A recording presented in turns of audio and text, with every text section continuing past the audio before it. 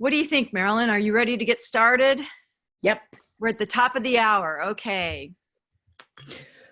Welcome, everybody, to 3 common blockages that stop energy practitioners when using healing tools and how to release these forever. And I am so excited to present my business partner, Marilyn Harper, and the Divine Link for Adirondack Company, as well as Tom Letter, the selenite sword maker, as far as I know, the one and only. And we're really excited to have both of them here. They've got some great information on healing tools that they'll be sharing. I just want to let you know a couple of things. We are live broadcasting, live webcasting here tonight. So you want to make sure that you close out everything else on your computer so you allow enough bandwidth for the live stream. And if you do have issues, please feel free to type them into the chat box. Typically, it's just a matter of bandwidth. If you go out and come back in, that usually solves it. If you're experiencing the video camera freezing, the best thing to do is just to turn off the camera and listen to the live webcast. I will be sending out a replay within 24 hours, so you'll get that. And I also want to let you know that we have a lot of really powerful, great information tonight. I mean, you couldn't be with 2 more powerful healers than Tom and Marilyn. And we are going to give you some really juicy information, and we are going to make a special offer at the end of this webcast. So please hold your questions and put your questions in the question box. I'm only going to answer questions from the Q&A box, and we will be answering those questions at the end of the broadcast after the activation and after we make the special offer. So without any further ado, I would like to, let me just see where it is. I would like to, I got, hold on, I'm looking for it. It went away. Okay. I want to introduce you to my business partner and my best friend, Marilyn Harper. For those of you who don't know her and are joining us for the very first time, she's been called the Midwestern spiritual spark plug and the Bette Midler of the mystical movement. You'll find her probably about every other weekend on the Cryon stage, channeling alongside of Lee Carroll, who channels Cryon. We travel the country and the world with him, and we would love to see you at one of those events as well. He's been called the Bette Midler of the mystical movement. Marilyn is a renowned public speaker, a facilitator, a spiritual teacher, and the channel or the divine link for Adirondack and the Council of Light. She's invited back again and again as a featured speaker at conferences, retreats, and workshops for her warm, authentic, and offbeat stories of personal transformation. She will have you cracking up, guaranteed. Delivered in a way that's hilarious, heartfelt, and inspiring. She's an internationally recognized expert on the walk-in phenomenon and is the creator of a powerful healing program called Holographic Healing, a 5-part certification course in alternative healing, which you can use the swords with, the selenite swords with. She's also a Reiki master, a Karuna master, a certified peak potentials trainer, a certified intuitive consultant, and a quantum touch practitioner. And you know, she's just a really nice person on top of all that. In her work as a speaker, facilitator, and healer, her goal is to provide fun experiences and practical methods to help people laugh, love, and live the life they are here to live in joy, peace, love, and laughter. If you don't know about Adirondack, Marilyn is the divine link for Adirondack, a spokesbeing from the 17th dimension who will help you learn to be the love you are. They represent a council of light that are masters that once walked the planet. And we never know for sure who's going to pop out, and we will have an activation from Adirondack and the Council at the end of this webinar. Without any further ado, I'd like to bring Marilyn Harper forward. Marilyn, are you there? Oh my goodness. I think that's the first time you have ever read that whole introduction. First of all, I need to shorten it. Aren't you proud? proud of me? I read it. I guess there's a lot of people on with us that don't know who we are. We're business partners, and we encountered Tom Letter, and we'll tell you a little more about that in just a minute. But shoo, that was way too long. I was like, oh my goodness, who wrote that? I think I did. Yes, tonight it is a jam-packed hour. Maybe we might go a little over an hour and 15 minutes webinar to help you learn exactly what has blocked you in the past as an energy practitioner, what your healing tools are, and how to release any blockages that stand in your way. And we're going to go through them pretty quickly, so you may want to get pen and paper handy to take some notes. You will get the replay, so if you don't get something, you will get it again tomorrow. I mean, there's 3 major blockages, and I'll go into those just really briefly, and then we'll go into them in more detail after I talk to you a little bit about Tom. But first, the 3 main blockages that we have found. I mean, how many of you get a healing practice, want to start a healing practice, want to work in your own healing practice, but you just feel like you're pushing the energy, or you feel like you don't trust what you're doing, or you would like to start a healing practice, but you don't trust your intuition? Well, that's one of the things that we're going to tackle tonight, is how to trust your intuition and move through that. We're going to tackle what happens when you feel frustrated or overwhelmed, how that affects your physical body, and how that affects all aspects in your world, and what to do about that when you feel that way. And you know how they have all kinds of complicated healing processes? We're going to go through that as well and show you a really simple, clear healing process that anyone can do that is so powerful. I have seen people's lives changed in 30 seconds with it. And that's what we're going to cover tonight. So we have a lot to do. I just want to tell you a little bit about our special guest tonight. It's not very often that our, our guest, Tom Letter, the magnificent selenite sword maker, and I and Joy all get together. But, I met Tom in 2012, and I walked past his table of selenite swords of light, and it's like it boomed forth to me, and it came to me. Tom is a magnificent teacher. He's a wonderful healing practitioner, and I believe he used to be an engineer. I'm not sure. He'll tell you about that in just a minute. But what he's done with crystal, stone, light, resin, he has healing tools. You should go into his house. It's like everywhere you look is a sanctuary of healing. And he is a magnificent teacher. And we are honored and pleased to have Tom Letter, the selenite sword maker himself, with us tonight. And Tom, I would just like you to tell us a little bit about why you got into the healing business, how you got into the healing tool business, how that all began. Can you do that for us? Yeah, I'd be really happy to share that with you. I started making the selenite swords about 11 years ago, and I've been doing it full time for 8 years. And what got me into it is I had had a friend that was working with crystals, cutting gems, and he also was working with a lot of quartz crystals. And he was going to a show, and I told him to pick me up some Lemurian crystals that I had heard about. And I was real excited to experience some of these crystals. And he brought me back a whole flat of these Lemurian crystals. And when I started working with them and holding them, I could really feel the energy and the love that was being transmitted by the Lemurian crystals. And some of you have probably had that experience also.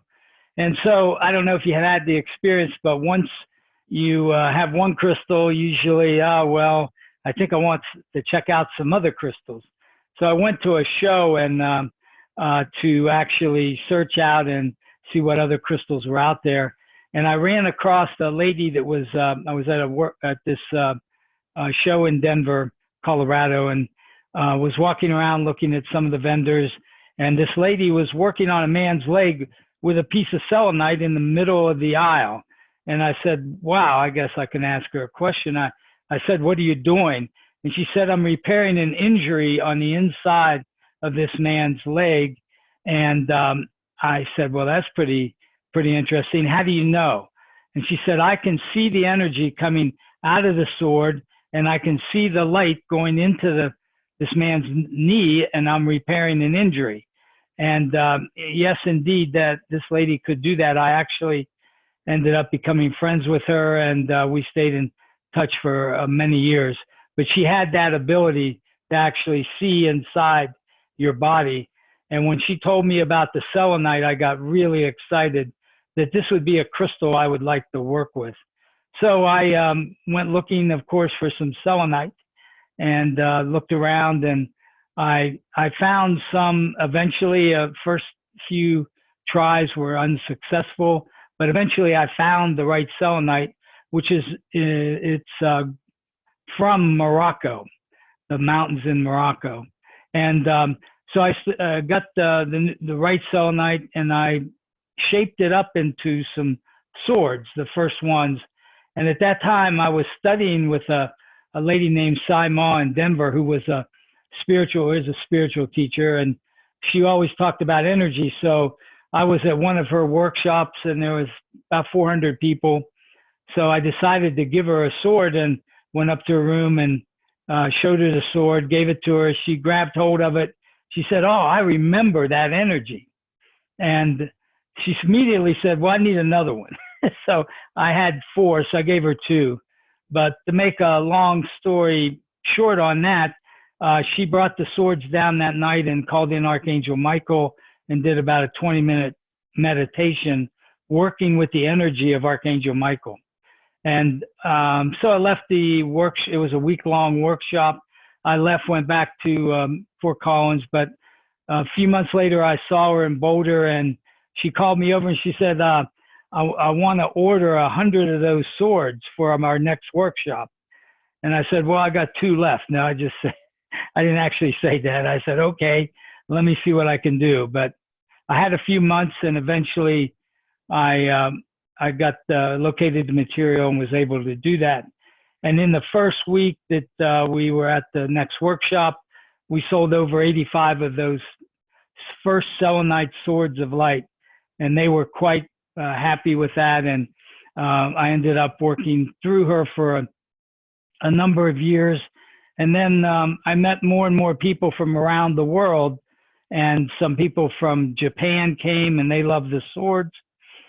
And when they went back, they took a good number of swords back to Japan when they had come to one of these events.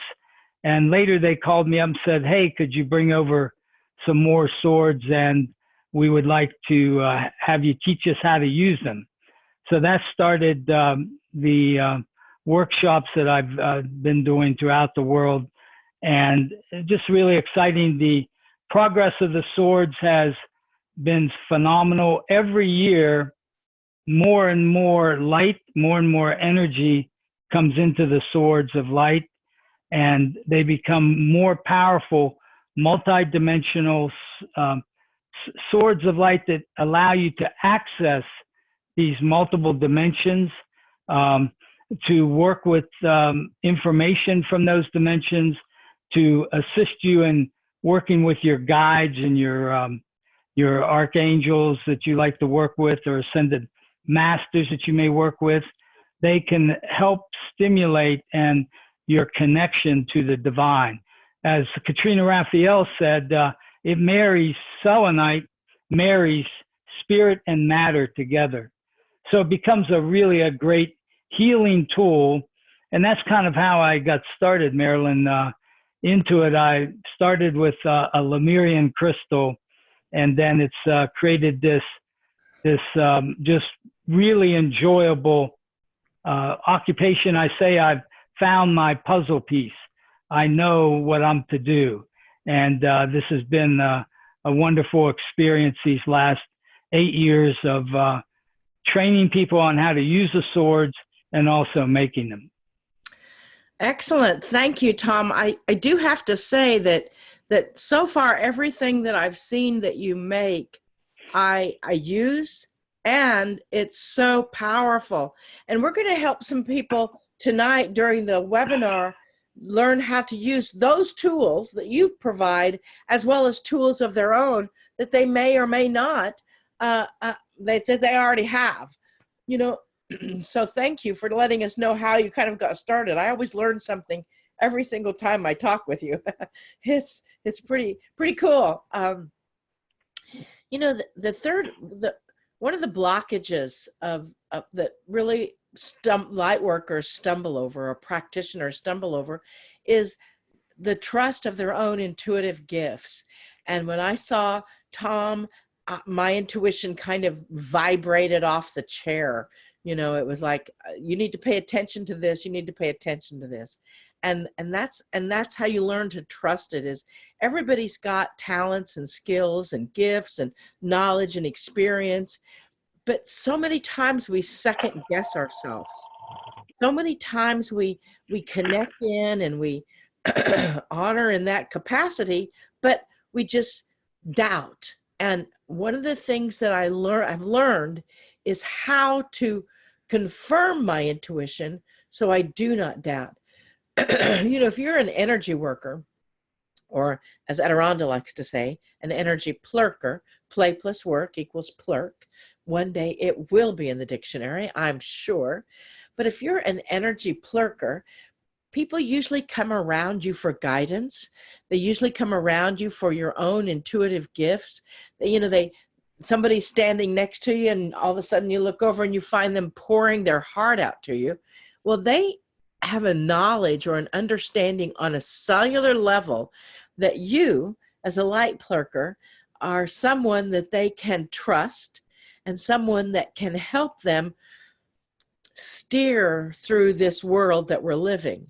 You know, and the key is for you as the light plurker is to learn to trust your intuition. Learn to trust those things within you that can provide confidence, can provide a tool, and that you have that knowingness, that verbal connection. In our one of our how to channel plurk shop that we do, we teach you how to find out how you get your information. But then my question is, how do you confirm that information? I know Joy has talked about how she confirms when she knows that her intuition is communicating with her. I know how I do it. And then we'll ask and see how Tom uses his tools. But first, just think about that for just a minute. When you have an intuitive moment or you have a synchronistic moment, how do you know? How do you confirm that that you can trust it, that it's not your imagination, that it's not your ego, that it's not something besides your intuition? Joy, are you there with us? How do you know? I mean, you're so intuitive. You are very clear, and I've watched you not second guess your information. So how do you know that it's your intuition, and how do you confirm that? You know, it's funny because I was thinking, first of all, I would love as I explain what I do, I'd love for people to type into the chat window how they confirm their own intuition. But I have to say, I did have to, when I know, it's like, there's no doubt. I mean, if it's solid, I just know. I don't doubt it. I move forward. It's the times that when I'm a little doubtful, and it's usually because I've determined that it's because of two things. One is it's something from a past life that's blocking me. Like I didn't believe in crystals at all. I didn't believe in rocks. When I first started working with Marilyn, I first started on this path, I just thought, well, that's ridiculous. How can a rock have power? And then we went to Mount Ida and we went crystal digging. And, you know, I played in the dirt. I love to dig in the dirt. I love to garden, but I wasn't really, I was just there. And everyone was having, you know, a great time. And then all of a sudden I noticed that the crystals, like wherever I dug, the crystals were coming up to me. I mean, I had a bucket full of crystals, really nice big ones, before anybody else. And yet here I was, somebody who really was doubting that there was any power in them. And then I had a vision where I saw myself in this robe that had little crystals all over it. And I realized that I was probably in Atlantis. I thought maybe at first it was Lemuria, but I think it was Atlantis. But when I saw that vision, I realized that sometimes when we have the biggest resistance to something, you know, when we're saying there's no way this can be true, I don't believe it, like we're vocally resistant, that can actually be when there really is something for you. So that's one thing. So now I've gotten to a point when I do find myself really resisting, and I have to kind of stop and look and see, okay, well, what's that about? The other thing is just there's just a knowing, you know, it's just like, I know, I get a feeling in around my heart chakra. And then if I have any doubt at all, and usually the doubt is more related to something else, some kind of fear. If I have any doubt at all, I just ask for signs, and I see hearts wherever I go. Marilyn sees feathers. Hearts will show up. Hearts will show up as a drop of water on the ground. They'll show up as the latte the cream in my latte. You know, they will show up everywhere. I think everyone gets to find their own way, but it helps to hear how other people have it, because then you start seeing how it might show up for you.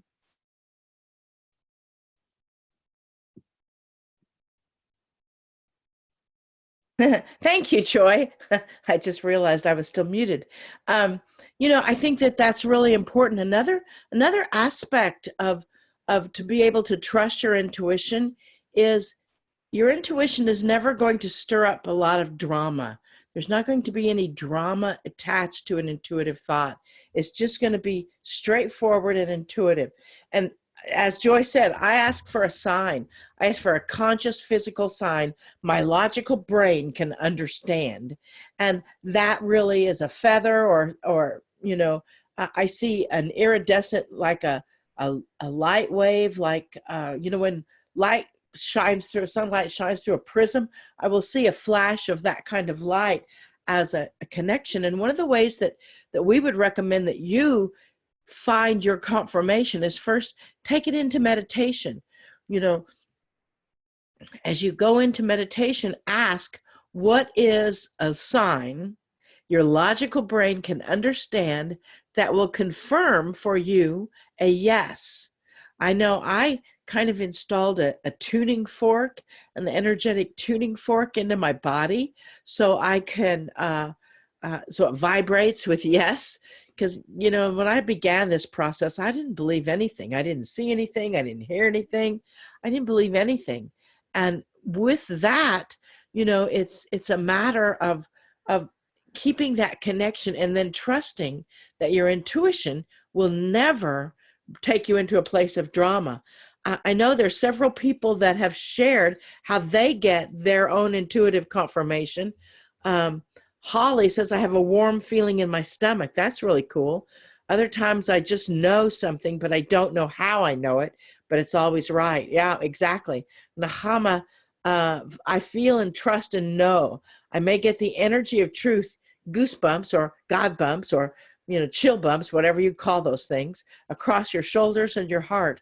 Lionheart says it's a feeling of peace when it's clear and grounded. There's a depth to the vibration of insight, intuition. Very cool. Rhonda says my energy nods, my head forward. You know, I've seen that before. We've worked with someone that during our guided meditations, her head would spin around. Lionheart also says, I see hearts too in rocks and water. Interesting, very interesting. So Tom, I know you create some tools that are so powerful in using confirmation and clearing out that energy. Can you share, you're on mute first. Can you share a little bit about your tools? Hold on. Yeah, there it is. There we go. Yeah, share a little bit about some of the tools that you use to confirm your own intuition, intuitive thought. Over the last 12 years, I would say that intuition and guidance from the ascended masters, angelic beings like Metatron, Archangel Michael, and El Morey on the ascended master side, Saint Germain, Serapis Bey, and Lord Lanto, all these great beings, I have been getting information coming through. And I always verify the information. Before I got into crystals, I was actually had learned how to do dowsing with a pendulum, and I'd studied with Hannah Kruger here in Boulder, who is quite well known, Kruger Herbs.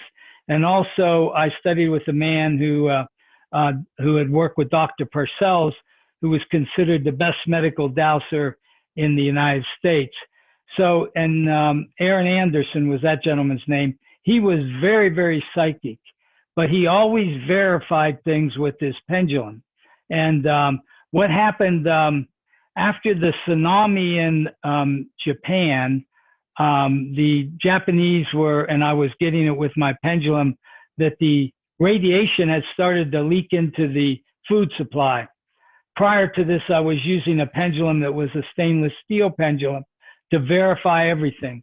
So, and how I've used it is every idea I get, every ingredient that goes into the selenite swords of light, into the handle, on the end of the handle, is I douse that out for accuracy. So nothing gets into the tools, and I only bring out those tools that douse, yes, in a positive, have a positive energy and should be in the selenite swords of light. So what happened, to finish that story, in Japan, I went looking for the ingredients or the crystals that could help transmute radiation, because in Japan they were having a lot of problems with this. And what happened is I found the crystals that did that. I added those to the mixture of that was in the swords, and then I created a new pendulum. And the pendulum, this is the current pendulum. I'll give you a little, show you if you can see that. This is a pyramid pendulum. It's made of currently it's made of Maryland's, you can see really good, is made of over 400. I'm going to hold this up again because it's a little, there you go. Hold on, let me get the light. This might be. So this is my little pendulum. And the pendulum, when something is correct, it moves clockwise. For me, if something's not correct, it moves counterclockwise. So that's, and also you can do percentages, you can do many other things. But so what happened was my pendulum production moved from just a yes-no pendulum, that the pendulum had processing capability, that it could actually, because this pendulum has in it selenite powder that I collect from making the swords, and it has over 400 power crystals crushed into a powder, mixed in an epoxy, and then put into the mold. And also it has a neodymium magnet. So you combine the energy of the magnetic field, the hyperfields that it creates, that what it can do is it can, one, give you yes and no, but then it can also remove non-beneficial energies or distortions from your field. And this helps you to be clearer and clearer.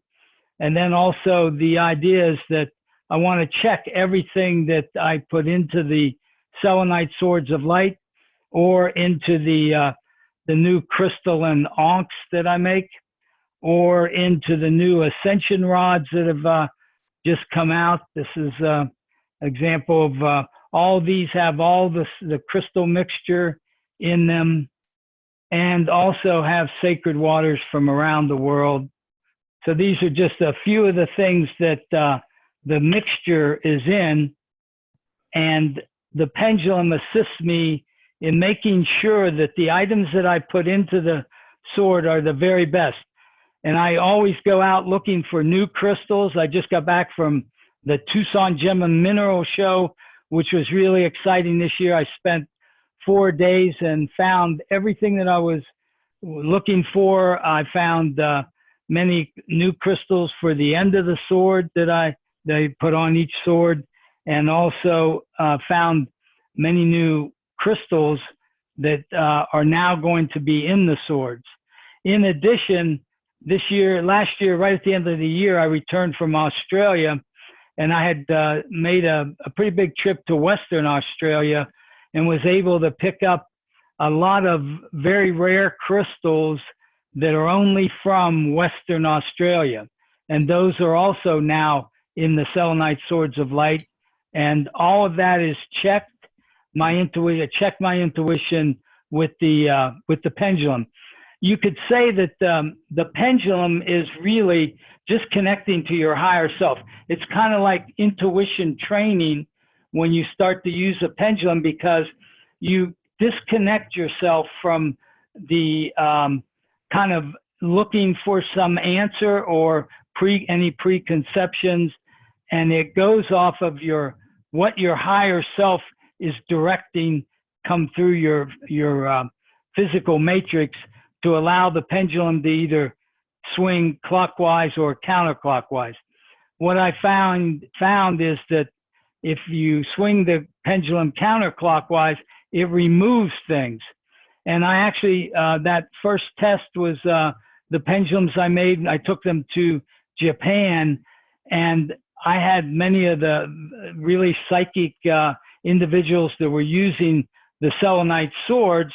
When they got a hold of the pendulums, they felt that it was removing the radiation. It had the ability to remove the radiation, and it was doing that. And so I've just carried that concept forward and added many other new crystals into the pendulum that also add to clearing capabilities that it has. And in the workshop in the training program in Denver, we'll be learning how to use these to clear the non-beneficial energies and distortions, so that our intuition will be more powerful, stronger, and then you will have a methodology of a way to check it. So that's my method, Marilyn and Joy. Excellent. Thank you so much, Tom. That's really powerful. And I noticed that you pulled up your activators there. I have not seen those. Those are pretty impressive. Some new things I'll mention that have been coming up and are really, we're going to be using these to do activations in the workshop. So it's another kind of benefit for the hands-on workshop that we're going to be putting on. It's really exciting because my objective and Marilyn's objective and Joy's is we want you to have all the skills, the processes, the techniques of how to use these particular tools to really supercharge your life and be able to manage things that come at us, whether they be non-beneficial energies, distortions, challenges, or opportunities, whatever we want to call them, but have the ability to more control what's happening in our life, because we can control keeping a clean field in our homes, in our lives, in our families. Exactly. Go ahead, Joy. I just wanted to say, Tom, and to everybody else who wasn't with us this past weekend in Santa Fe, Linda reminded me in chat that Cryon's channel this weekend basically said that a lot of healers were waking up, and that they were on the brink of, that there were a bunch of powerful healers on the brink of discovery, that they had simply lost their skills and they were stepping into their power again. And I just think that this is so timely that we got that message this weekend, and then here we are with you this week talking about the tools. That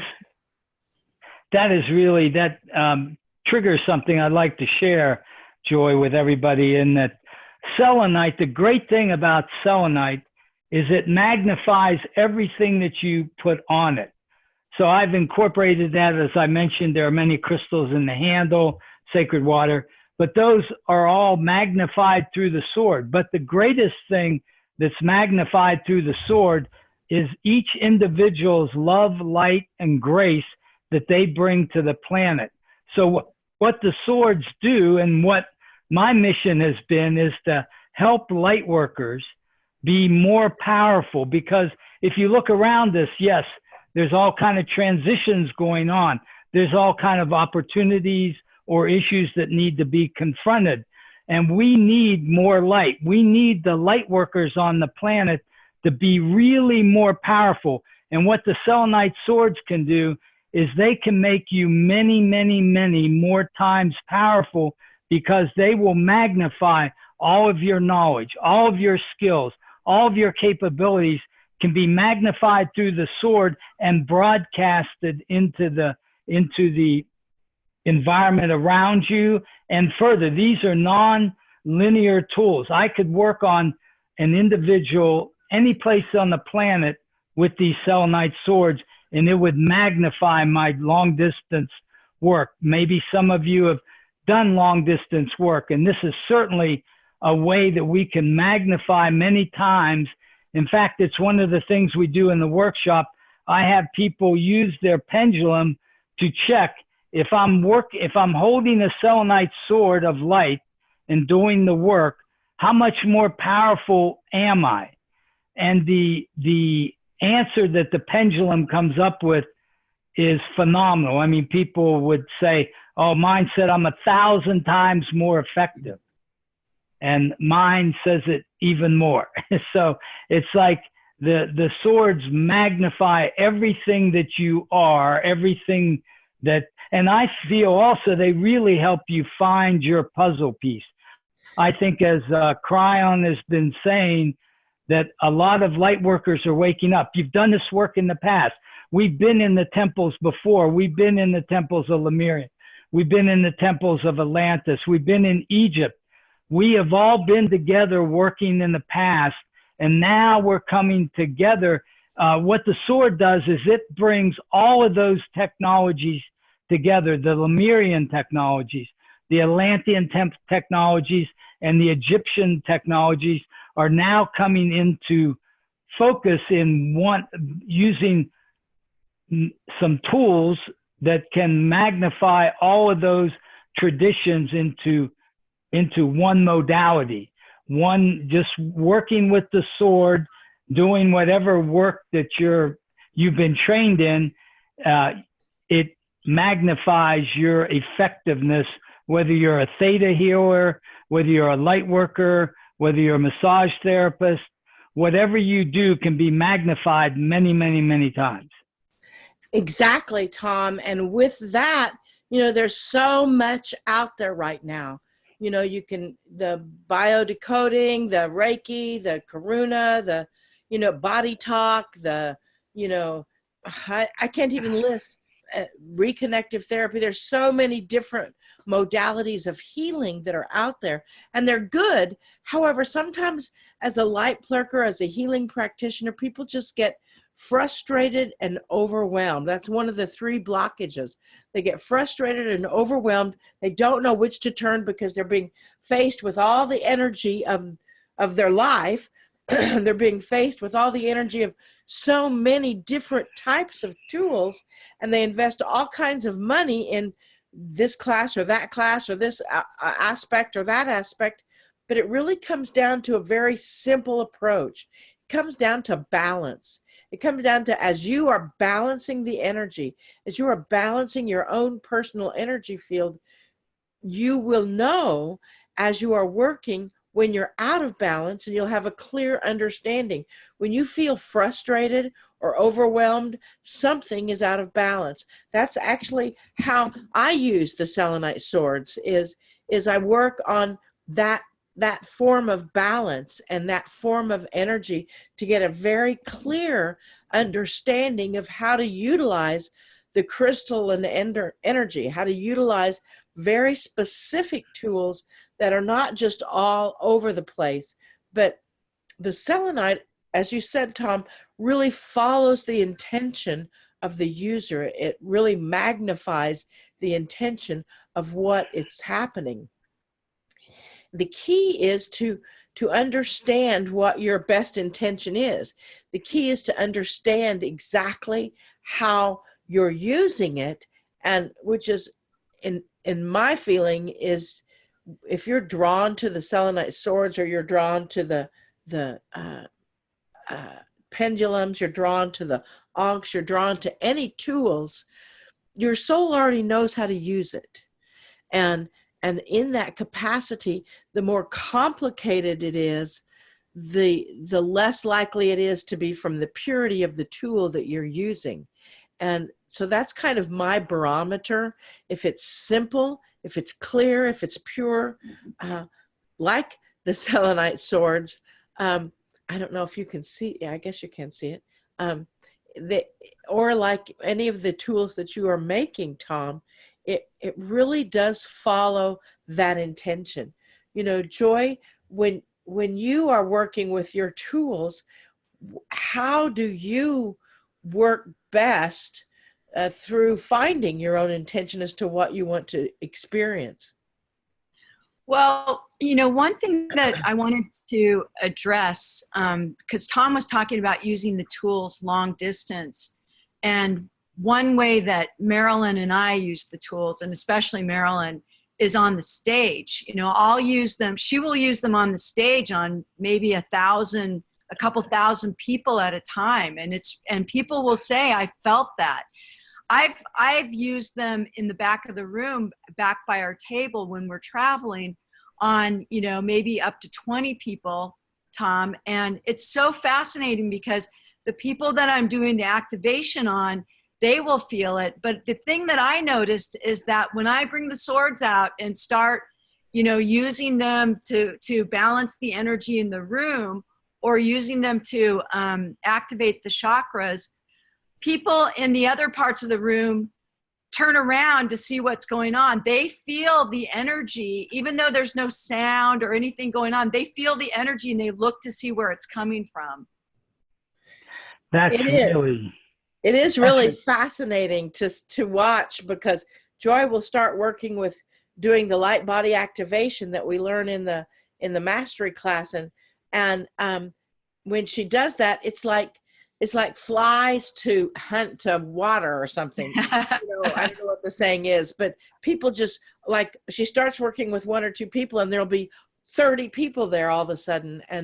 And what happens is, when I use the swords on stage, the selenite swords of light on stage, the activation goes through so powerfully that even if there's 1,000 or 2,000 people in the audience, the people in the back row feel it just as much as the people in the front row, you know, and that's a part of the tools as to how they're used. And that's why we know we get so overwhelmed and frustrated. So my statement is, to help you with that frustration, is simplify your toolbox, simplify the energy that you're using, and know that it's not about learning a brand new modality every time you turn around. It's really about having one or two or three very powerful tools that you know work, that shift the consciousness of whoever they're working with. Tom, I think I interrupted. You were going to say something? It's, you know, I kind of forgot what it was. So, well, you know, the key is simplification. As you know, there's several questions about the swords, the size matter, things like that. The key is that selenite and the mixture that Tom actually puts in the handle of the sword. This is another small sword. This one is a laser. I'm not sure. Can you see that? Let me see. Come No, a little move it. closer, Marilyn. There you go. No, tilt it. Tilt it. And talk. Oh, and talk. Yeah. So, because you have to talk. There you go. There it is. Now you can see it. This is a laser, in laser flower of life sword that's brand new. This is the first time I saw it today. And it's got a gigantic Lemurian crystal on the handle. And what I've found is that energy that comes through the balance with the flower of life, the balance with the selenite, and all the products that you have in the handle of the sword, all of the, there we go, all of the energy that comes through is so magnificent.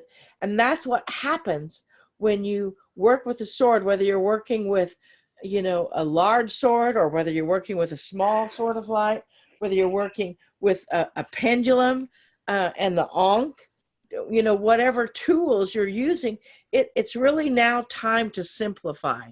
It's really now time to get that energy simple, so you're not, going through and feeling overwhelmed by everything, trying to do this modality and that modality and this modality and that modality.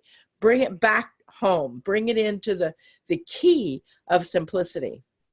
I know what I was going to mention now, and that was that really what the master workshop's about is really providing a lot of very specific techniques of how to clear the chakras, how to do a light body activation.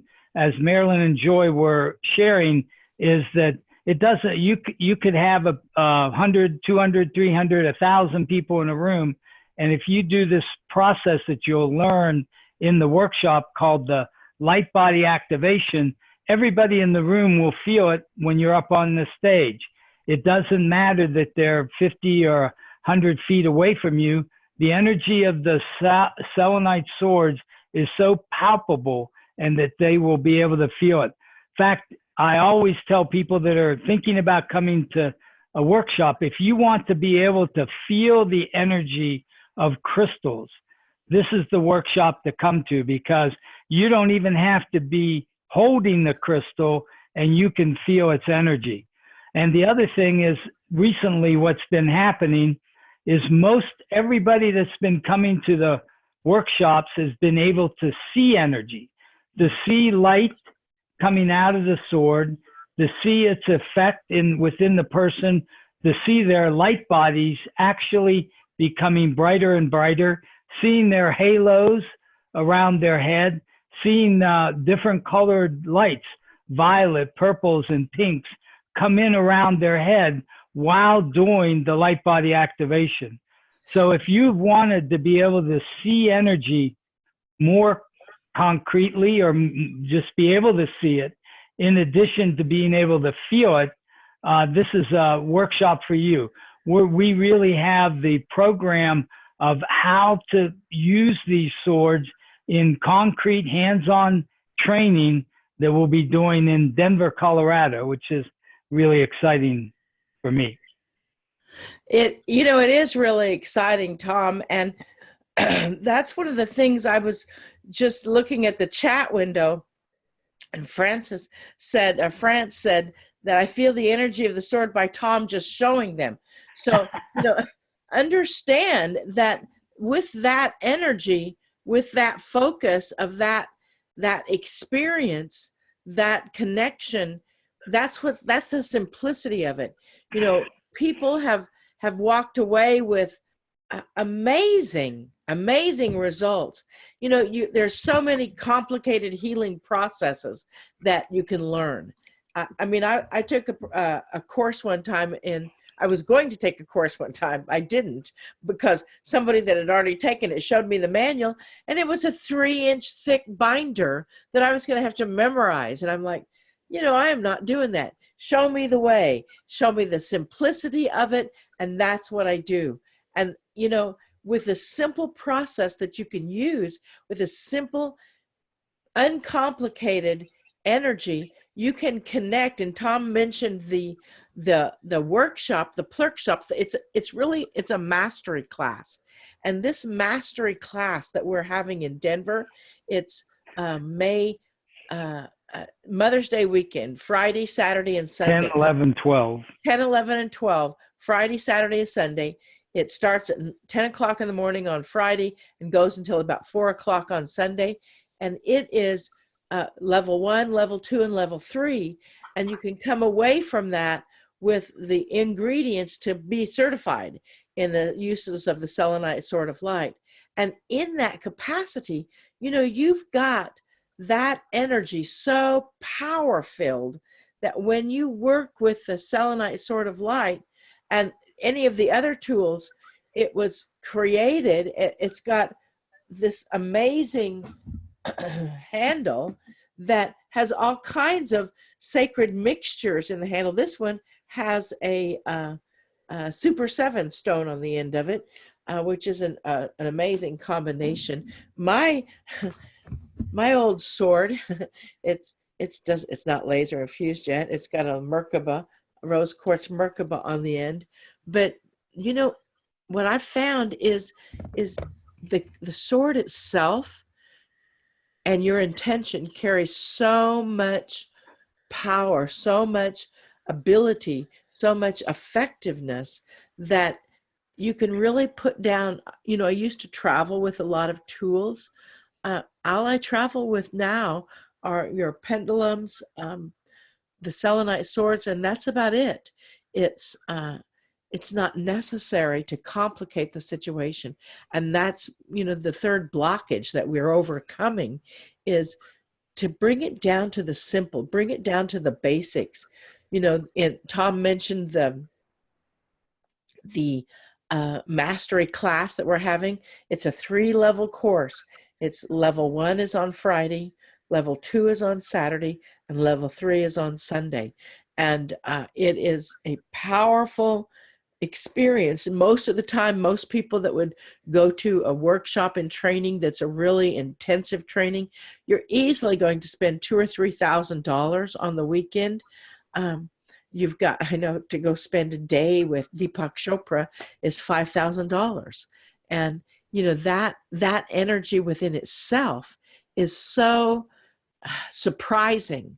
And when you come back down to it, you can do a Reiki 1, 2, or 3, and that is many times as much as $1,000 or $1,500. Quantum touch is $1,500 plus you have 90 hours of practice to be certified. Most courses range from $400 to $3,000.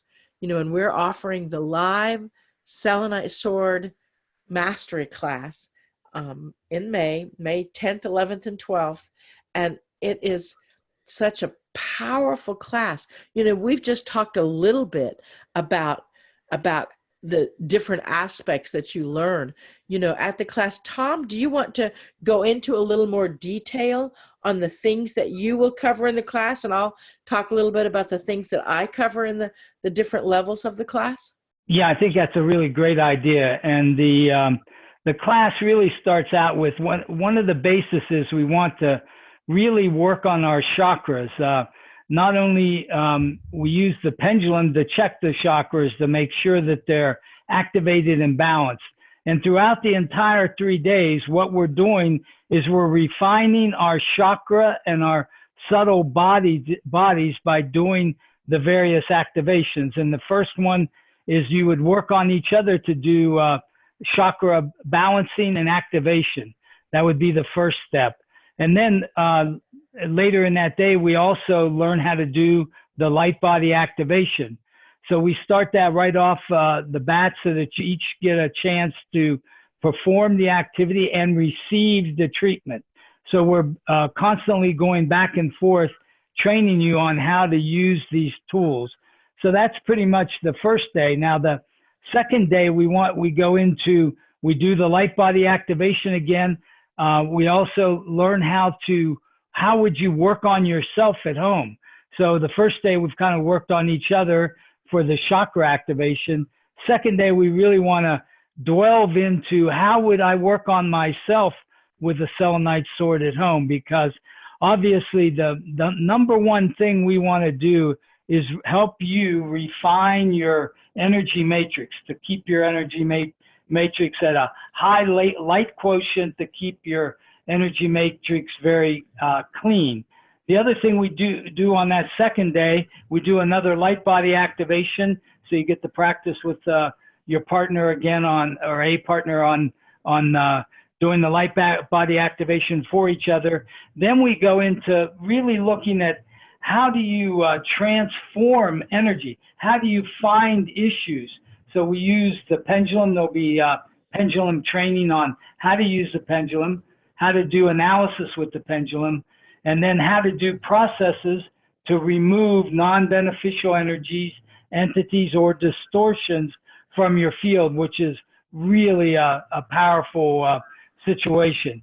Also, we'll be doing some various activations throughout the workshop. There's a divine feminine activation. We have a DNA activation, a time travel activation. So that pretty much takes care of the first 2 days. And then this third day, we go into more activations, and there'll also be a ceremony at the end where we use the flower of life. Let me show you one that this is a large flower life. This is 16 inches. This is also made with all the crystals, the mixture of over 400 power crystals, selenite powder. This has copper substructure in it, inside of it. So we'll be working with the flower of life directly in an activation to bring in more light, more love, more grace. The other thing, this will be the first time in a workshop in the U.S. we'll be working with this, with the, so you can see that. Is that showing up well? No, you have to come closer to the camera, Tom. All right, how about now? Better, yeah. Yeah, it's really interesting as it bends the light. It See the is. pattern in it. So what I wanted to share with you is we're going to be using the flower of life, the swords. What we found is that we've developed an activation that will help clear relationship issues and misconceptions that go back decades from the heart itself. So we'll be doing a heart activation, a very specialized heart activation, to clear and then reestablish relationships on a new level going forward. So that's a really exciting thing. Also, we found that the laser activated selenite sword of light, what its capability is that it can actually restructure or re-imprint the flower life into our cellular structure itself, and to strengthen the geometry of our physical matrix, which will help us and allow us to hold more light, love, and grace and gratitude in our lives. So that's some of the things that are going to be going on in the workshop that Marilyn and Joy and I will be doing. And then Marilyn has some other specialized things that she'll be doing with the selenite swords. Yes, what I do with the selenite swords is I help people learn how to activate a group. I help people learn how to use the swords on multiple people at the same time. I also show you, I use holographic healing, which is a technique that I work with, and I show you how to go inside of the body, inside of the human, to do healing work, to do powerful realignment of the spine, realignment of the physical form, and align that with the emotional form. We'll be doing that on each day. I'm a channel, and so Sekhmet, the goddess of destruction and the goddess of creation, Egyptian goddess, she's the one with the head of a lion and the body of a woman. She actually comes in and uses the selenite swords, and when I use them in a group, it's like it may be seconds that that people receive that activation. And I'll be teaching you how to do the exact same thing, whether you're a channel or not, that doesn't matter. But I'll be facilitating that, which we did not do the last time we did this mastery class. So it's something new that we'll be covering. In fact, there's a lot of new information that we'll be covering.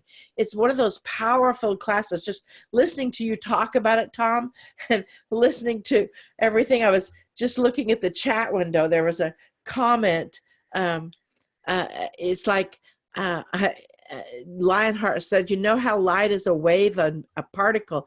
I just grounded and tried to see the light coming out of the sword, and I saw the sword bend with the wave of light coming off of it, as well as the understanding. The sword itself emits a light that bends, and it's going into spaces in between this plane and in between this dimension, in another which is where the healing and energy work comes from. Absolutely, Lionheart. And it's working with the interdimensionality of the etheric body to heal in the physical. And, that is really the case. I mean, I know it's like, okay, I know all about it. Where do I sign up, right? Well, one thing I wanted to mention, Marilyn, is, and this kind of came to me, I had this experience right before I went to Australia last year in October, and I was lying on my couch working with several swords, and I suddenly started to get this download of how the swords, on a more detailed level, how do they actually work? And what was coming through is that the swords magnify our intention. They take our intention. So what the sword is a thought-activated interdimensional tool of light that allows us to access multiple dimensions. In fact, in a channeling I had with Adironda, he said that the swords of light were bringing in light from up to the 144th dimension, and they were coming in. If a person could accept that, it would be fine. It would come right in, or it would help the person achieve whatever level they could handle at that particular time. So it was really verified by Adironda that how the sword works. And I'll share with you now a little bit about what's in the handle. As Marilyn said, there's a lot of crystals in the handle. So that the blade of the sword is selenite, and the handle is a copper tube, and then it's attached to the blade. And then I'm able to fill that inside up with crystals and selenite, all these power crystals, also mixed in an epoxy. And in the middle is a bottle of sacred water from around the world, over 45 locations. Mother Mary's Spring in Lourdes, from Lake Titicaca, from Mount Fuji, from Mount Shasta, from Mount Khorasan, from Mount Kailash in Tibet, very famous lake, Manasarova, highest lake, one of the highest lakes in the world. And also water from all the springs in Ireland and England, the sacred waters from there are all mixed into the bottle, and it has two magnets on each end and a copper twisted wire in between.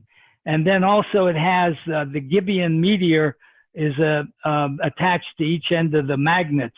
And what this does is it creates a field. It actually creates a frequency and an electrical activity that then, as your thought comes into the sword, it activates the sacred waters and everything that is magnified then through the selenite powder and all the other crystals out through the blade and into the environment. And that's how, and then the bottom piece is an accent piece that brings in various energies. This one happens to be a jaguar head that's carved by a man I met in Chavin, Peru, that works at the Jaguar Temple in Chavin. It's a famous place, and he makes the jaguar heads, which brings in the shamanic. This particular sword activates all the connections to the shamanic realms that many of you may be working in. So that's a little bit of what I received, that how the sword is multidimensional and it's a non-linear tool. It can activate this dimension or any other dimension. It can help you call in and work with ascended masters and angelic beings more easily, to connect with your higher self as it raises your frequency higher and higher. Excuse me. Exactly. And, you know, with that key to raise your frequency higher and higher, the workshop that we're having May 10th, 11th, and 12th, that's Mother's Day weekend. What a great gift to your mother. Or maybe it's a good gift for you to go away that weekend. So the price of that weekend, and after I give you these prices, then we're going to have a light body activation that Tom is going to do for all of us. So we will feel and experience all of that energy. And Marilyn, we also have about almost a dozen questions that people have as well. Oh, so Good. okay. So after the activation, we'll do the Q&A. Okay, excellent. They won't be in their bodies though. They can watch the replay. There you go. There you go. We could take you want to take the questions before or what? Either one. Whatever you prefer.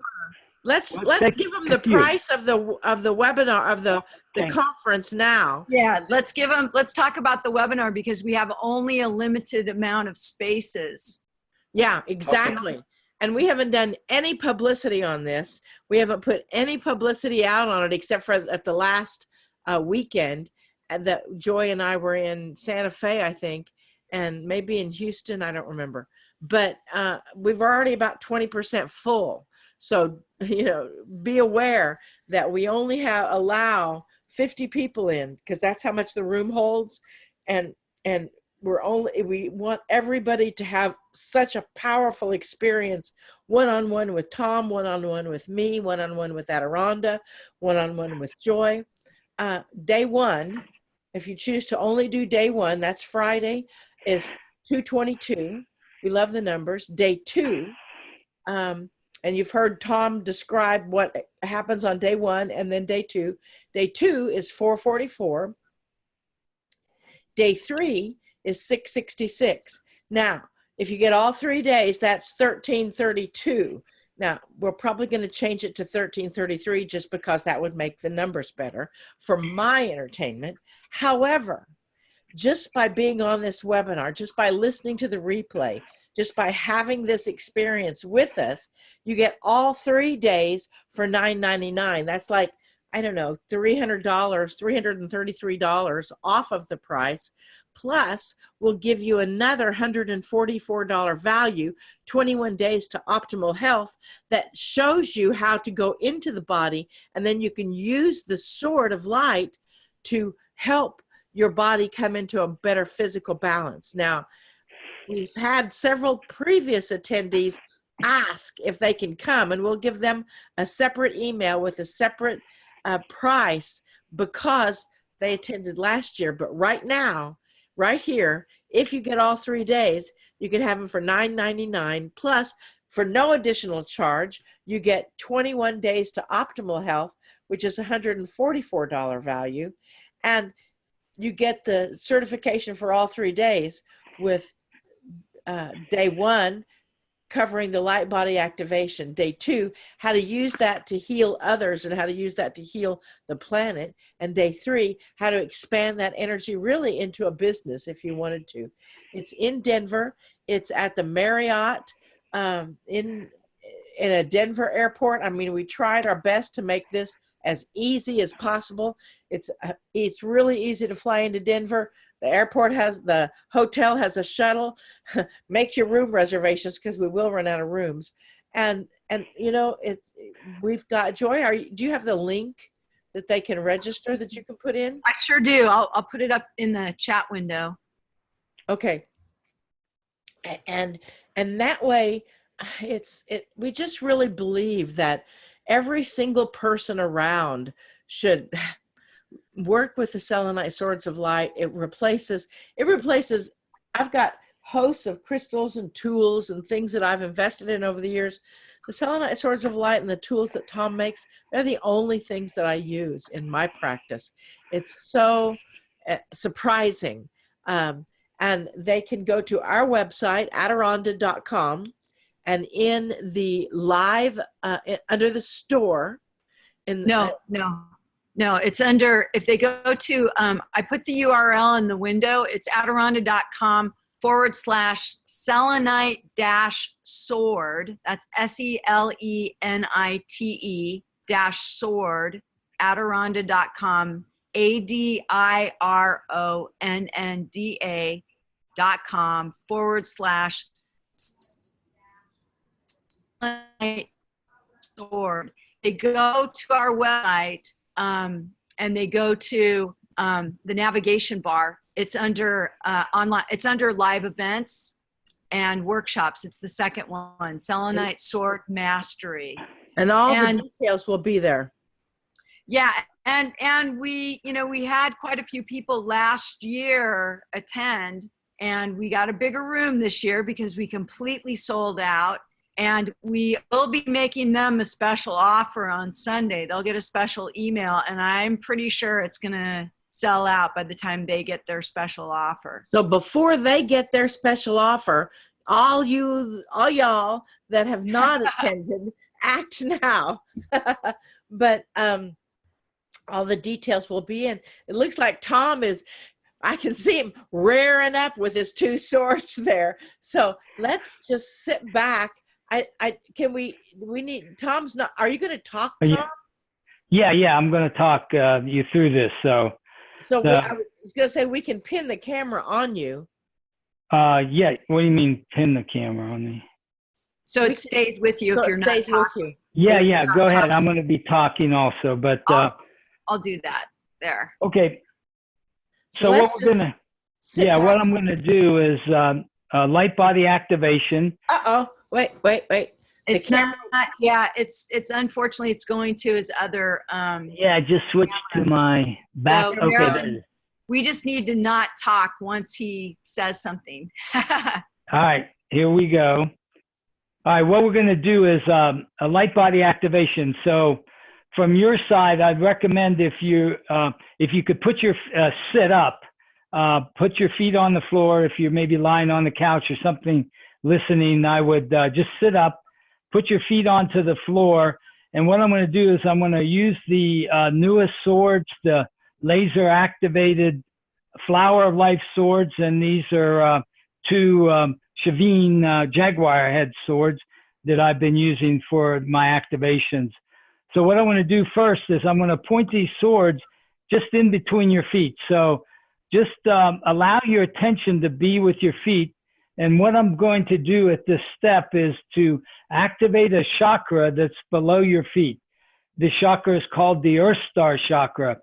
And one of the reasons, the great reasons we do this is really to connect in with the earth and all the love of the earth. But what, even some of the psychics like Katrina Raphael said, with selenite, you always want to be grounded. And this is the method to become very grounded, connected to the earth, is by activating the chakra below your feet called the Earth Star chakra.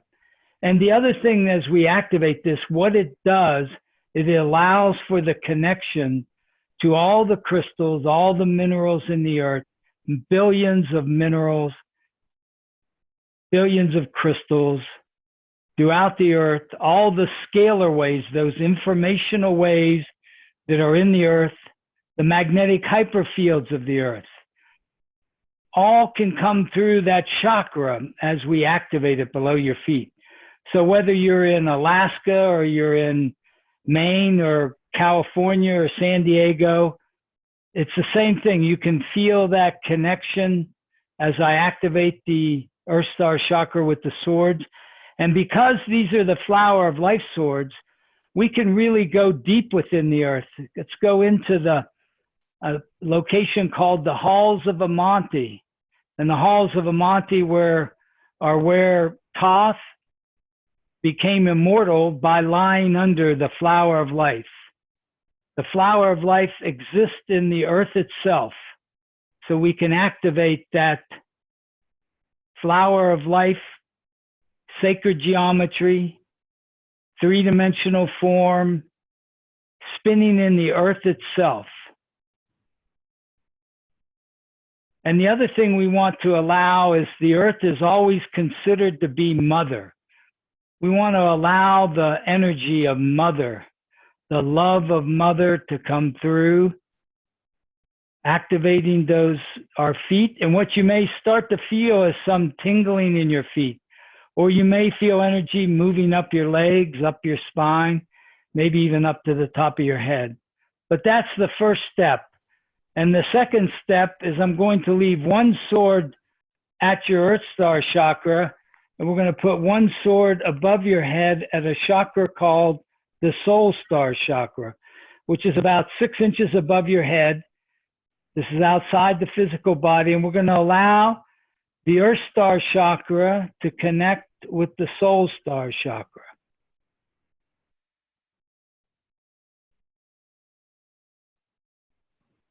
And what you may feel is energy may be moving in other parts of the body.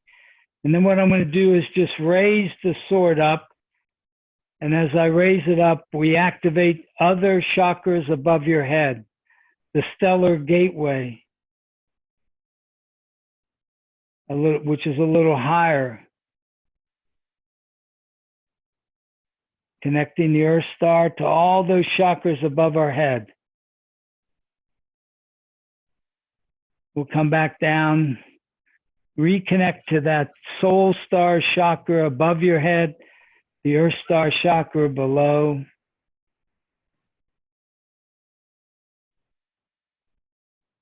Some of you may feel some upward expansion.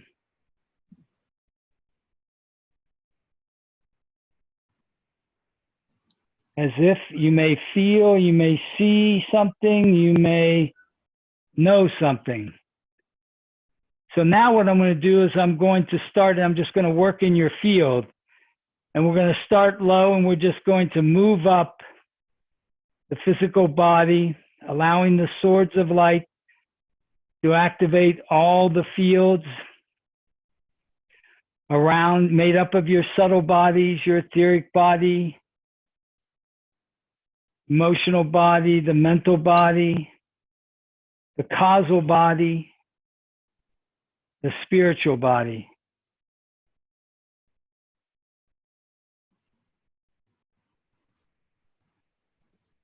What you may feel is some waves of light, waves of energy are moving.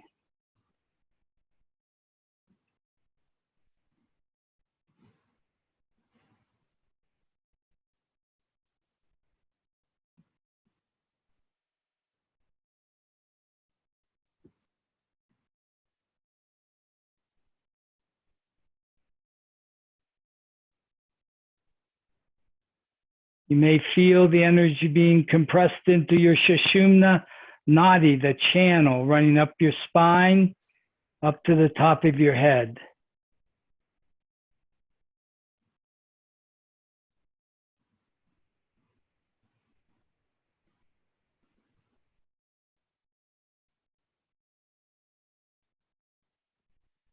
And one thing that the swords are great at many things, but they are just fantastic at activating the heart.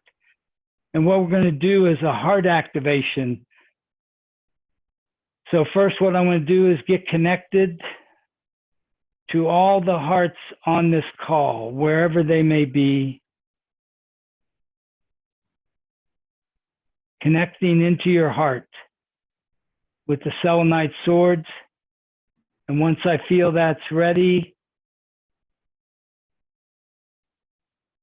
right there, what I'm going to do is slowly pull the swords apart.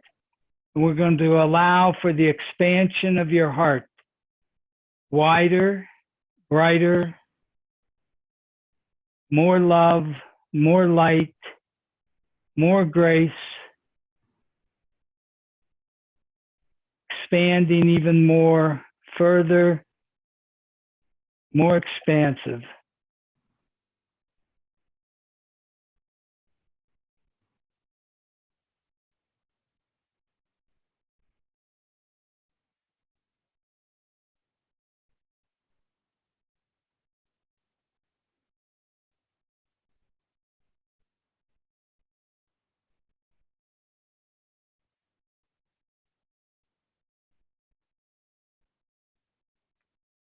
Another thing that we want to do is we want to write love.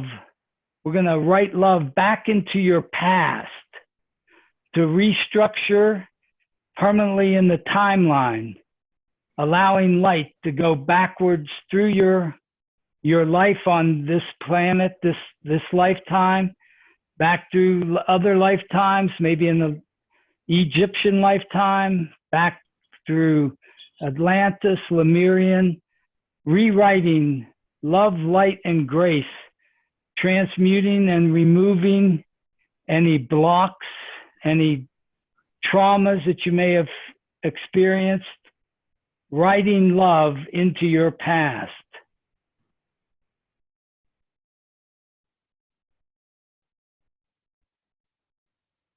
And now what we want to do is we want to write the love into the future.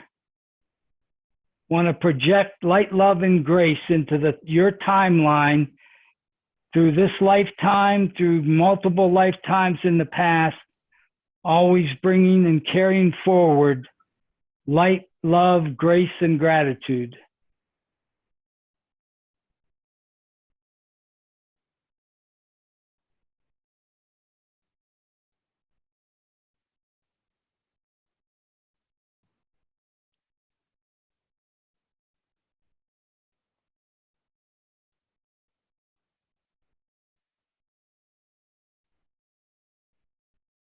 And now, what we're going to do is we're going to take a few minutes. So if you have your eyes open, you could just close your eyes at this point. And what we're going to do during this time to gradually come back from this powerful light body experience is we're going to activate the divine feminine. And we're going to do that by calling forth Mother Mary. Hail Mary, full of grace, the Lord is with thee. Blessed art thou amongst women, and blessed is the fruit of thy womb, Jesus. Holy Mary, Mother of God, pray for us now and in the hour of our ascension. We call forth Mother Mary. We call forth her love, her light, her energy now to bless you, to provide healing for you,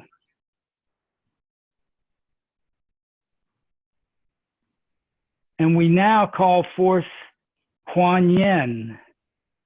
We call forth the great Kuan Yin and her 1,000 arms of healing gifted to her to help relieve the suffering of the world.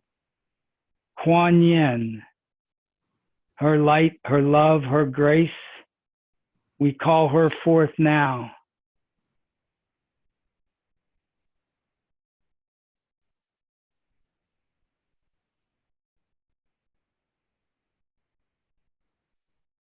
We call forth Mary Magdalene and all of her light, her love, her grace.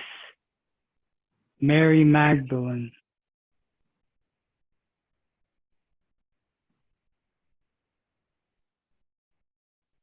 And we call forth the great Lakshmi for her abundance. Lakshmi.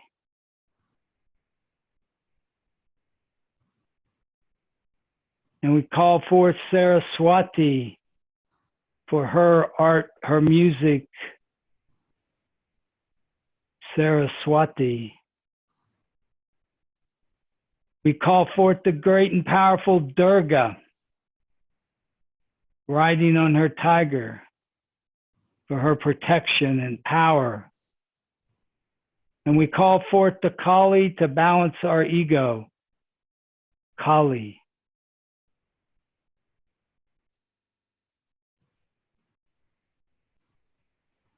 And we call to the mother of Egypt, Isis, to bring her love, her light. And we call to bring forth and activate her wings of love to surround us and protect us.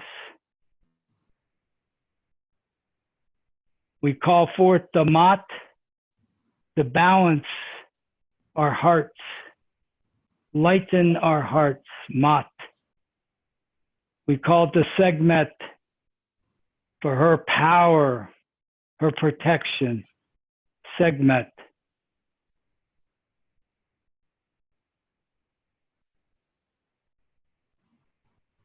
And finally, we called forth to the great Sophia. Sophia, the ultimate divine feminine Sophia.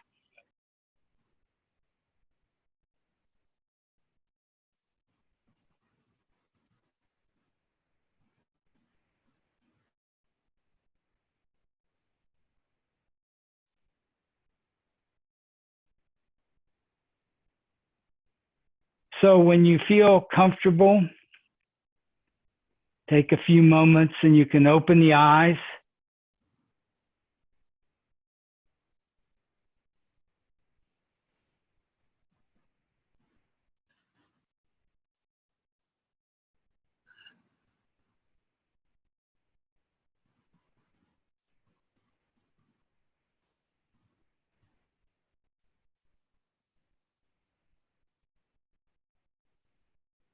So this is a technique that you're going to learn how to do, and we'll be doing this each day for the 3 days.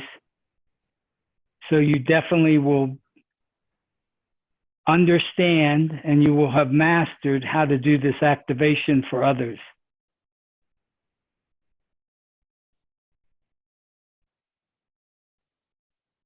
Thanks a lot. It's been really great to share this with you.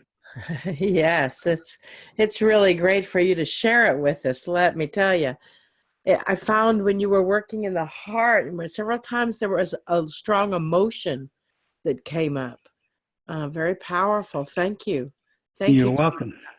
That was really beautiful, really amazing. Thank you.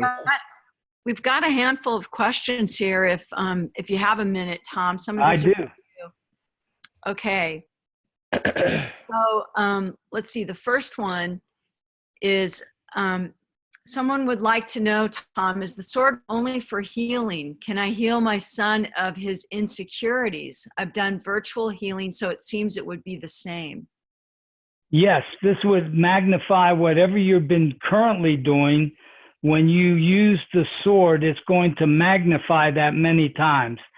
So one thing we're going to learn is our intention has an effect. So we always use intentions when we're working with the sword of light, because if you take the intention to heal your son of these insecurities, it's going to help. The other thing that you're going to learn how to do, if it's a family member, you can help clear any energies or distortions in your son's field that may be causing the problem, so that it could be helpful. You'll learn a number of techniques, whether it be the sword or the pendulum, that would be of use in that particular situation. You know, Marilyn, I thought maybe you'd also like to answer that with what you did with the swords to smooth the chaos in your son's home. You're on mute. My son and his wife and one of their children moved into my house for a month or two. That was 3 years ago. And I actually placed one of the swords up on the mantle. They didn't even know it was there. And I asked the selenite sort of light to just keep the energy balanced because they're a little volatile. And they did not have an argument or a fight or anything all the time. And I ran out of swords. And so I took that sword and I took it to an event and actually sold it. And when I came home, they were arguing and they were fighting. And I'm like, oh my gosh, what happened? And it dawned on me. I took that selenite sort of light away. So yeah, I use it to harmonize the energy of a room. We go into lots and lots of hotel rooms. And so I just set the sword, my sword, in, and I just ask it to harmonize the energy in a room, and it does. You know, and I have to share with you, Marilyn and I actually commented on this as we were leaving Santa Fe. Our bellmen and our drivers always go out of their way to hug us. And I don't know, you know, as I'm listening to this, I'm thinking, do you think that has to do with the swords or? Very well could be. Yeah, very well could be. So another question is about the material for the pen. I didn't hear that. Yeah, Joy froze. Oh, I'm sorry. Does the material does the material of the pendulum matter? Do different materials work better for different deeds? That's right. That's a very good question. And the answer is yes. The pendulum that I used to use was stainless steel. That was recommended by Dr. Parcells and also by Hannah Kruger. So I used stainless steel pendulum because it has less interference. And what I found is that I can't use any crystalline pendulums other than one. If it's made of a Lemurian crystal, I can use that one. But the new pendulums that I make have all these other crystals plus selenite plus the magnetics of the neodymium gold-plated magnet that's inside them. So what it produces is it's not affected by outside energy. So what can happen with, say, if you go out and buy an amethyst pendulum or just a clear quartz pendulum, they can actually pick up non-beneficial energies because they're, in a sense, clear quartz is designed to pick up non-beneficial energies. So I find that the only pendulum I use is this one now, or in the past I would use a stainless steel pendulum, but I think the material is very important because I call these selenite magnetic dowsing tools. They're really a processing pendulum in addition to a yes-no type pendulum. Okay, another question about the pendulum. Is it common to be able to control the pendulum with telekinesis? I can move the pendulum in any direction I want, so don't think I can use a pendulum. How do you disconnect from the control? That's the big issue. Intuition is really in your higher self, is at the higher level. So our higher self is always with us. As Cryon says, it's built into our DNA. So our higher self is always there, although at a higher frequency. And what I find is that, yes, I could make the pendulum go a certain way, but the idea is to disconnect my ego or what I'm trying to do and not be connected with the result that I get, but just to receive the correct information. So there are a number of techniques that we use to help people that are having problem with that. One of the things is that we're going to clear non-beneficial energies from your field that will help your pendulum to be more accurate and correct, and not have this control by mental control that you could exercise, that you want the pendulum, you want to move the pendulum a certain way, and it will do that. But that's not being connected. We want to learn to be connected to our higher self, and we've got a number of different processes if you have difficulty with that to help you with that situation. So another question, Tom, is somebody said their sword just broke. Can they still use it, and what should they do with it? If anybody had a sword and it broke, you can call me up and send me a picture of it on my, let's see, I can give you my cell number, 970-227-1198. It's 970-227-1198. 1198. If you're in the U.S., I can repair it pretty easily. If you're in another country, it might be a little more expensive to get it to me. But the sword can be repaired. I mean, if it's completely shattered, I can actually replace just the blade. There's a small charge for that. But yes, I can correct your sword. And no, if the tip broke off and I shorten it, it doesn't affect the energy of the sword. It'll look nicer, and we want like that. Or if you come to the workshop, a lot of times I repair some damage at the workshop if anybody has dropped or damaged their sword. The idea with crystals, you never want to drop a crystal on the floor, because even a quartz crystal could shatter. A selenite sword could break also, and you don't want to bang them on things. So what we teach people is to have a lot of awareness when you're working with the sword. Where is it in space? And we try to avoid knocking it on any walls or things like that. Right. So here's a question for you, Marilyn. And Tom, you might find this kind of interesting. On the February 222 double digit, Adironda said to hang the Ankh over your bed. And this person did so that night and had a dream that they were John the Baptist. And they want to know, Marilyn, how that can be validated. But also, I just wanted to mention that to Tom to see if he had any comments about that as well. Also, it says in the question they were with John the Baptist, not that they were John the Baptist. Right, correct. Well, I don't know. What's the name of the person? Diana. I get yes on that. So was she with them? She was either definitely there. But yeah, that's the kind of thing that can happen. I actually always sleep with an Ankh. So, and I've got one in my car also. So I forgot to mention the Ankh we have techniques that magnifies everything that we want to do. It magnifies clearing, it magnifies light work, it magnifies work with the chakras, which we utilize to help bring the chakras to a higher geometric structure and activate the divine plan for our chakras. That's some of the things we'll be using those with in the workshop. Did you want to say anything about that, Marilyn? No, I got the same thing that Tom got, that yes, it is true. You were with John the Baptist.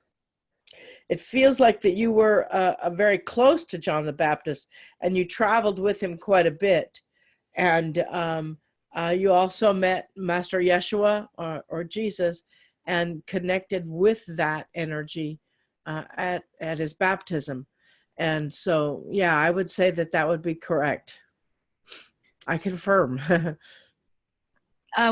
Another question. What's the difference between the Lemurian crystals versus a regular one? Okay, Lemurian crystal come from one location in Brazil, and the theory is when Lemuria sank, there were many individuals that were people were more etheric in Lemuria, and there were people that had really high consciousnesses that as they left, they brought their energies into this crystal bed, these specific crystal beds in Brazil, and left their love and their light in the crystal. And that's why the Lemurian crystals do not pick up non-beneficial energies, and you feel a lot of love and light. So a Lemurian crystal, you'll notice there's these ridges that run up on various faces of a Lemurian crystal. That's one of the ways you can tell that it's a Lemurian, has the Lemurian energy in it, because they all seem to have that. But they're all really from one location in Brazil. Got a couple more questions and then we need to wrap it up. We've gone a little bit over. Okay. Does the training for the selenite sword require each person to bring in the sword he or she purchased? No, we're going to have, there'll be swords to use at the workshop, or you can bring your sword if you want. But we'll have I'll have all the newest swords that I'm making will be in the workshop in Denver. And also the Flower of Life swords will be available. And there's a couple people asking about whether we can do this mastery class online. And so far we haven't, because it's such a hands-on workshop. And also Marilyn and Tom teach this together only once a year. It's a very, very special class that they do together. So unlike the holographic healing class, which I don't know, Marilyn, Tom, do you think that in the future there's a way that we could teach this online, or is that's tough? Well, huh? Okay, so to do a 3-day workshop online is pretty difficult. I have done a 1-day workshop online, and but that was when. But the other issue is you would need to get swords, so it would be a little different format. We'd have to discuss it. I don't think we could do a 3-day. It just would be too difficult to do all the processes one-on-one over the internet. Yeah. Plus, they'd have to hire a film crew, and that would increase the cost quite a bit.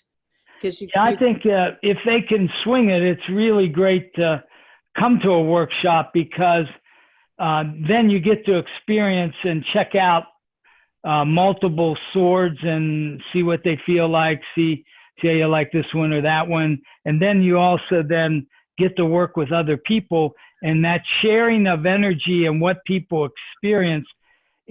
We always share with each other after you do an activation. You know, what did the person experience? How did they feel? What did they maybe see? What did they receive, or that kind of thing? And that sharing really reinforces the whole learning process to a much higher level. So definitely it's better in person. Yeah, I agree. There's several people here, Tom, that want to know, can you laser the Flower of Life pattern on their existing sword? I could do that. They should call me if they want that done. So what happened was, when I started, I saw this could be done, and I found somebody that in the first batches of swords, I couldn't make them myself. I had to send them to California. But now I've learned how to do it here and have a laser engraver available to me. So I am laser engraving them here. So the answer is, yeah, I could do that. That phone number, 970-227-1198. Give me a call and we'll discuss it. Let me put that in the chat window, Tom. 970-227-1198. 1198. And that's if somebody broke their sword and they want me to look at it, take a picture and send me the picture, make sure I got your name and everything in there. And I'll check it out and let you know what I can do there. If you want your sword laser engraved, it's possible. Okay. I mean, I got to figure a charge.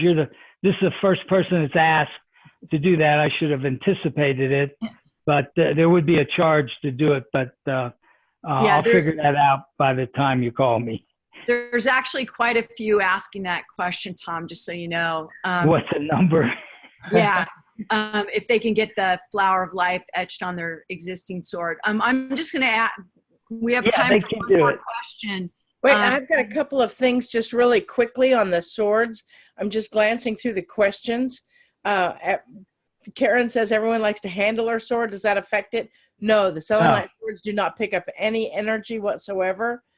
Can we purchase a sword if we cannot make it to the workshop? Yes, you can purchase a sword either from Tom or you can purchase a sword from me.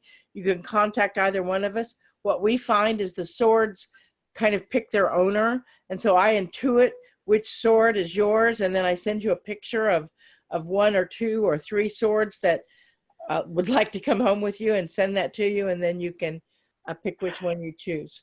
One note I'd like to make. When somebody said, can you let other people hold your sword and thing? I would, when you let somebody hold your sword, make sure they really hold it, because I've had at least 3 or 4 people recently that let somebody hold their sword and they broke it. They dropped it. They couldn't hold on to it. I've had somebody that had never experienced the sword kept asking me, could I hold the sword? And so finally, and I was in a workshop, another person's workshop, I let them hold the sword. They went back and sat down, and I was sitting there, and the next thing I hear is a thud. This person fell off the chair, didn't break the sword, but fell off of the chair holding it because it was so powerful. She couldn't handle the energy. So, that brings up an interesting point, Tom, because we notice when we have the swords on our table, we say the swords actually pick their owners. yes. Because we've noticed that people will hover over a sword, maybe even all weekend. And at the end of the weekend, they realize that is their sword. Hey, I have it all the time. I'll tell you a quick story. In Sunshine Coast in Australia, a lady was holding 2 swords trying to decide which one to get. She was concentrating on her right hand, sword in her right hand. She said her left hand just started going like this and was uncontrollable. It said that sword wanted to be chosen, but she was thinking of the right hand. Yeah. Someone else asked if I would have swords in Idaho Falls and the Ankhs and pendulums. Yes, we'll have them in Idaho Falls. We'll have them in Calgary. We travel with them all the time. Joy and I are in a different location every weekend, and we have as many of Tom's tools as we can possibly carry.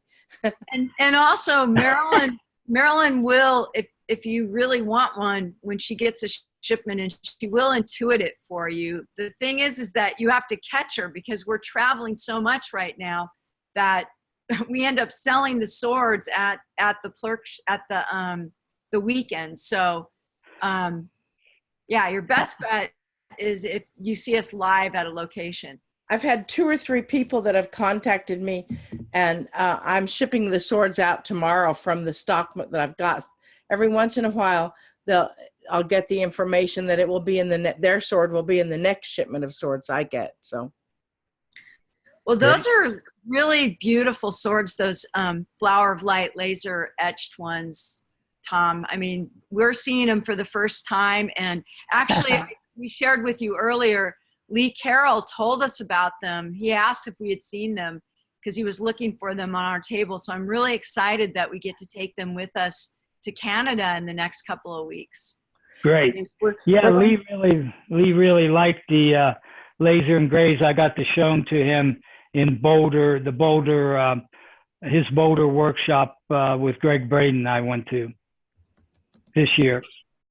Well, I want to thank both of you for joining me tonight. It's just been really special. And Tom, I'm with Marilyn all the time, so I always appreciate her time, of course, but it's really great to be with you tonight, Tom, and we really appreciate your time. And we're so excited to be with you in May. I really look forward to this every year because it's really great working with Marilyn and Joy, because they use the swords. They basically, my biggest problem is producing enough swords, because Joy and Marilyn are showing them to so many people around the world that they just are going off the shelf really, really fast. So I really appreciate their great work, bringing light, love, and more light, more love, more grace into the planet and doing the work that they're doing. So I really look forward to seeing some of you in Denver or somewhere else, or check out Marilyn and Joy in their travels around the world with Cryon. Thanks, Yeah, Tom. we're doing workshops each weekend, our own. Activate Your Superhuman. This weekend we're in Toronto. Next weekend, or the weekend after this next, we're in Calgary with Cryon, and then Montreal, Canada with Cryon. Then we're going to Egypt with Cryon. Then we Now come that'll back. be great. Yeah, we come back to the Selenite Sword Mastery class. Then we're doing Idaho Falls and then Sacramento. Great. So we're everywhere. We're coming to a neighborhood near you. That's right. And thank you, Marilyn. You know, Thank you you, always bring so Joy. much to us. Really appreciate you. And thank you to all of you who've joined us this evening and spent your, what is it, Wednesday evening, wherever you are in the world with us. We really are grateful and love having your energy online. And thanks to everybody who watched the replay. As Tom said in the beginning, you know, the more that we can get these powerful tools into light plurkers' hands, the more we are in alignment with what Cryon said this past weekend of all of the energy workers that are waking up to the powerful healing of energy, the energy that they have that they're remembering how to use. And I guess somebody's asked, will Adironda do an activation tonight? We're running so long. I think the Selenite Sword activation was pretty powerful. I think it did a number on you, Marilyn. I know Adironda's always ready, but let me see if they have anything to say.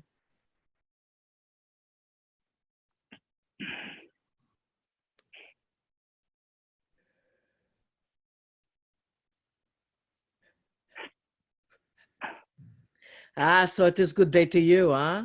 Very good to see you.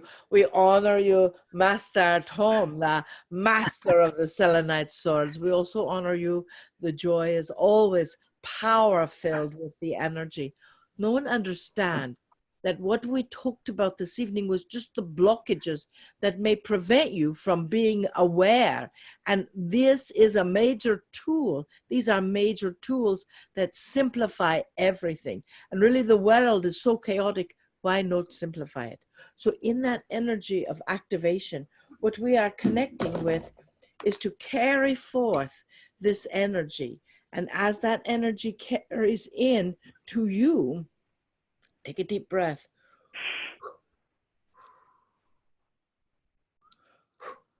As you see, we use the Selenite swords a bit differently than our dear Master Tom, and understand that with that energy, understand that with that vibration, that tool, that essence is still inside of your soul. So your soul actually knows how to work with these tools. It actually understands that vibration and that frequency. And it does activate the energy and raise your vibration up to the 144th dimension. So the dimensional inner sight, the dimensional pathways are coming through, activating you. Take a deep breath.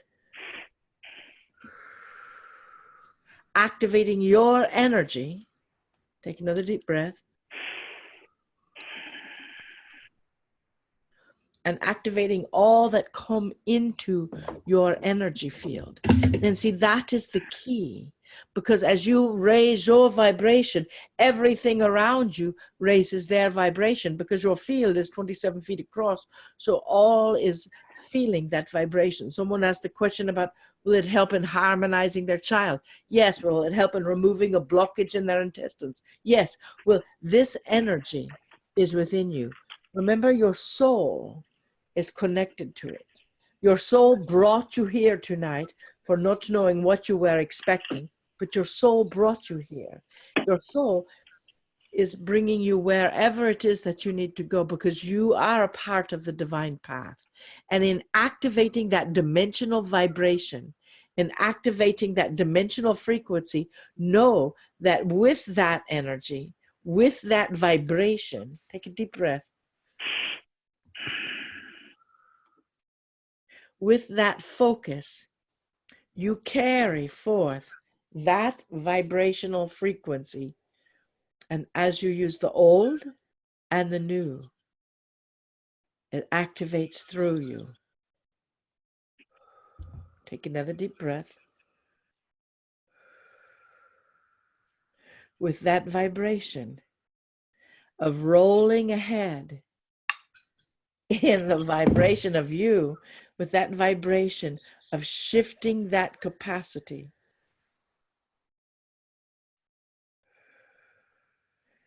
Keep breathing.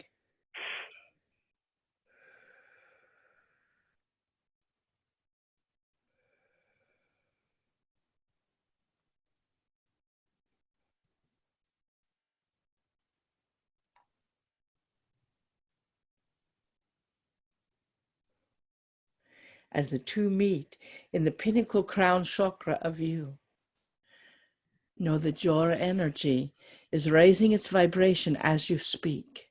Your energy is raising its vibration to the highest level possible for you, for good health, for abundance, for energy, for the vibration and the frequency of the coming world. The coming world is raising its dimension, so you can be ready for it now. Dearest beings of light, we know this was like a quickie. We love you deeply. We see who you are. We see that vibration, and we honor you, and we bid you namaste. Namaste. Namaste. And namaste to all of you as well. And look forward to seeing you very soon. Namaste, y'all. Namaste. Bye-bye.